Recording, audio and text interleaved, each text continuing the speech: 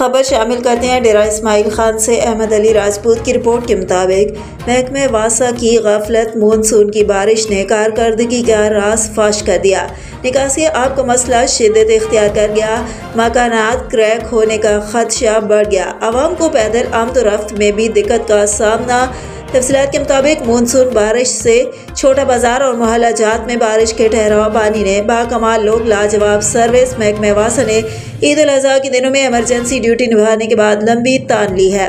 वासा सफाई अमले की गफलत के सबब आज नौबत यहाँ तक पहुँच चुकी है कि मानसून बारिश से हर तरफ हलचल मचा दी है। छोटा बाजार और मोहल्ला जात में हल्की बारिश ने आला कारकर्दगी का राज फाश करके रख दिया है।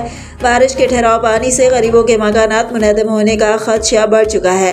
सूबाई वजीर बल्दियात सरदार फैसल अमीन खान और तहसील मीर सिटी सरदार उमर अमीन खान महकमे वासा की मुजरिमाना गफलत का आज खुद नोटिस लेकर आवाम के मकानात नुकसानात होने से बचाएं और बारिशों से जो मकानात मुतासर हुए हैं उन मालिक मकानात को फिलफौर खुसूसी पैकेज दिया जाए ताकि इन गरीबों की जहनी कोफ्त दूर हो सके।